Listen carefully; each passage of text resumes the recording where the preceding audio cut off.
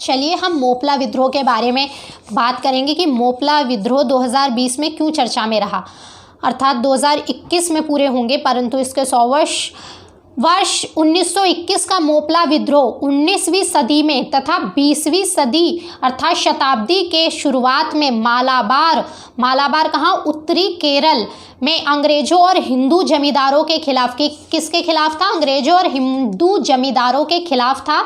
और मोपला कौन थे, मोपला थे मालाबार के मुसलमान द्वारा किए गए विद्रोह की श्रृंखला की परिणति था। वर्ष 2021 में इस विद्रोह के 100 वर्ष पूरे हो जाएंगे, 2021 में, यानी कि जो 2021 चल रहा है उसमें। मालाबार के निवासियों के बीच असहयोग आंदोलन तथा खिलाफत आंदोलन के संयुक्त संदेश को फैलाने के लिए अगस्त 1920 में गांधी जी तथा भारत में खिलाफत आंदोलन के नेता शौकत अली, खिलाफत आंदोलन के नेता कौन थे, शौकत अली ने एक कालीकट का दौरा किया।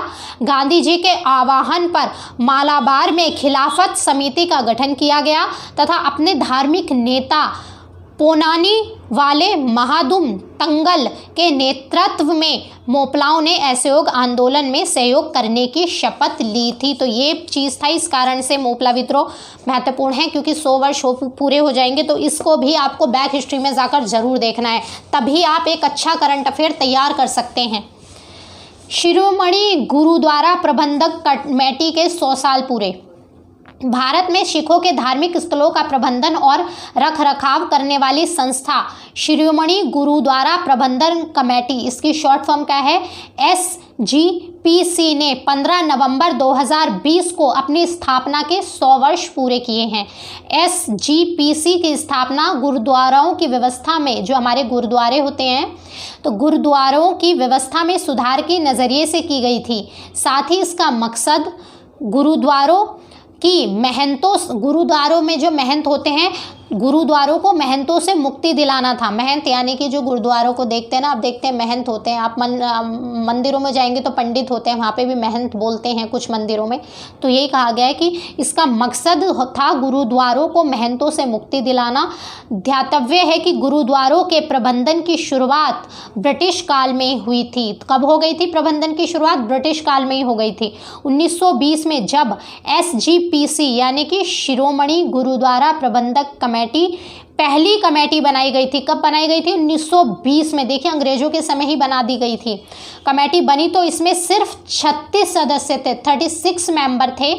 मौजूदा स्थिति में यानी कि वर्तमान समय में 190 यानी कि 190 सदस्य SGPC हाउस में 170 निर्वाचित सदस्यों के अलावा 15 कोऑप्टेड सदस्य और 5 तख्त जत्थेदार हैं। तो एट द स्पॉट जो अभी वर्तमान समय में इतने मेंबर हैं जितने हमने अभी पढ़े, उस समय कितने थे, कुल 36। 1920 में ही इसकी शुरुआत की गई थी, ब्रिटिश काल से ही।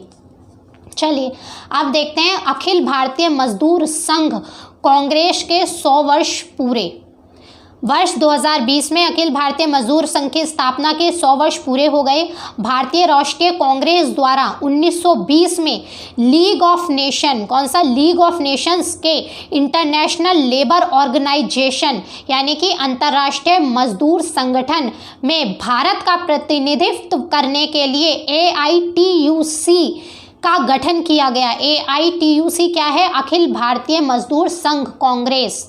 द्वितीय विश्व युद्ध के दौरान साम्यवादियों का इस पर पूरा का पूरा कंट्रोल यानी कि नियंत्रण हो गया। साम्यवादी कौन होते हैं, क्या है साम्यवाद, अगर नहीं पता तो कमेंट कीजिए। जैसा मैंने आपको बताया था कि अगर पर्टिकुलर आप अपनी सेल्फ स्टडी भी कर रहे हैं और आपको कोई चीज़ समझ में नहीं आती, कोई वर्ड चीज़ें समझ में नहीं आती जिस पर आपको ऐसा लगता है कि मुझे समझना है या इस पर हम आपको टॉपिक प्रोवाइड कराएं, बनाएं, टॉपिक पर इस पर बात करें, चर्चा करें, तो आप कमेंट कर सकते हैं और उसका जवाब भी आपको मिलेगा, उस पर काम भी किया जाएगा।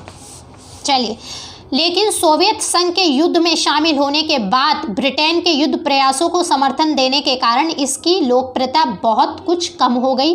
तब से AITUC 2 दलों अर्थात कौन से दल में बटा, सुधारवादी और क्रांति समर्थक में बट गया। AITUC world federation of trade union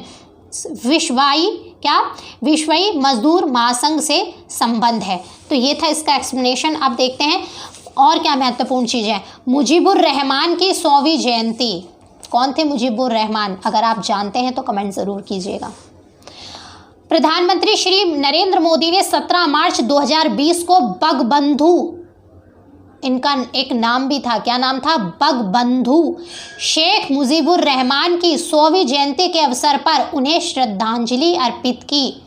Sheikh Mujibur Rahman 17 मार्च 1920 से 15 अगस्त 1975, ये इनका टाइम ड्यूरेशन है।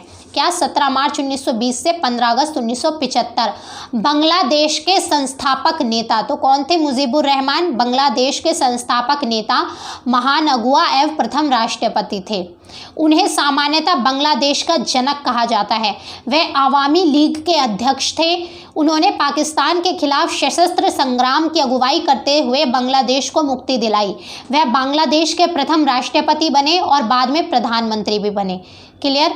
वह शेख मुजीब के नाम से प्रसिद्ध थे। उन्हें बंगबंधु की पदवी से सम्मानित किया गया। बांग्लादेश की मुक्ति के 3 वर्ष के भीतर ही 15 अगस्त 1975 को सैनिक तख्ता पलट के द्वारा उनकी हत्या कर दी गई। उनकी 2 बेटियों में एक शेख हसीना तख्ता पलट के बाद जर्मनी से दिल्ली आई और 1981 तक दिल्ली रही। शेख हसीना वर्तमान समय में बांग्लादेश की प्रधानमंत्री भी हैं। तो ये वही शेख हसीना हैं, अर्थात मुजीबुर रहमान जी की बेटी। 1981 के बाद बांग्लादेश जाकर पिता की राजनीतिक विरासत को संभाला। किसने? शेख हसीना जी ने। तो ये थी इनकी चीज़ें। अब बंदा बहादुर क्यों इम्पोर्टेंट है? कौन थे बंदा बहादुर? इसके बारे में चर्चा करेंगे। हाल ही में भारतीय प्रधानमंत्री नरेंद्र मोदी ने बाबा बंदा बहादुर सिंह को उनकी 350 तो 350वीं जयंती पर श्रद्धांजलि दी। बंदा बहादुर सिंह के बचपन का नाम लक्ष्मण देव था, जिनका जन्म वर्ष 1670 यानी कि 1670 में हुआ था। बंदा बहादुर खालसा सेना के सेनापति थे। वह पहले ऐसे सिख सैन्यकार थे जिन्होंने मुगलों के खिलाफ युद्ध लड़ा। देखिए कितने महत्वपूर्ण हैं। ऐसे पहले सिख सैन्यकार जिन्होंने मुगलों के खिलाफ युद्ध लड़ा। 15 वर्ष की उम्र में उन्होंने हिंदू तपस्वी के रूप में घर त्याग दिया एवं माधो दास कहा गया। उनको क्या कहा गया था? माधो दास। सितंबर 1708 में वह गुरु गोविंद सिंह जी के अनुयायी अर्थात शिष्य बन गए। गुरु गोविंद सिंह जी ने ही उन्हें बंदा बहादुर नाम दिया। तो याद रखिएगा, बंदा बहादुर नाम किसने दिया था? गुरु गोविंद सिंह जी ने नाम दिया था इनको बंदा बहादुर।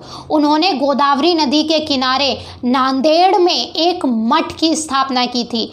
वर्ष 1710 का छप्पड़ चीरी का युद्ध, कौन सा युद्ध महत्वपूर्ण? छप्पड़ चीरी का युद्ध बाबा बंदा बहादुर एवं वजीर खान के बीच लड़ा गया। तो ये कुछ इंपॉर्टेंट बातें थी बंदा बहादुर से संबंधित। बाल गंगाधर तिलक जी गरम दल के नेता थे या नरम दल के? कमेंट कीजिए और बताइए कौन से दल के थे, गरम दल से थे या नरम दल से। बाल गंगाधर तिलक की 100वीं पुण्यतिथि महान स्वतंत्रता सेनानियों में से एक तथा पूर्ण स्वराज्य के प्रबल समर्थक लोकमान्य बाल गंगाधर तिलक जी की 100वीं पुण्यतिथि 1 अगस्त को मनाई गई। क्लियर? ये महत्वपूर्ण बात है। उनका प्रसिद्ध उद्घोष यानी कि नारा क्या था? उन्होंने स्वराज्य मेरा जन्मसिद्ध अधिकार है और मैं इसे लेकर रहूँगा, ये नारा दिया था। तो ये बहुत महत्वपूर्ण है। अब आपको क्या करना है इसमें, ये और करना है आपको, ये थोड़ा सा बाल गंगाधर जी के बारे में पढ़ना है। क्यों? क्योंकि उनकी 100वीं पुण्यतिथि थी। क्लियर? इसलिए महत्वपूर्ण हो जाता है। अब पिंगली वेंकैया की जन्मशती 2 अगस्त क्या है? स्वतंत्रता सेनानी पिंगली वेंकैया का जन्म 2 अगस्त 1876 को मद्रास प्रेसिडेंसी के भट्टला पेनुमारू में हुआ था।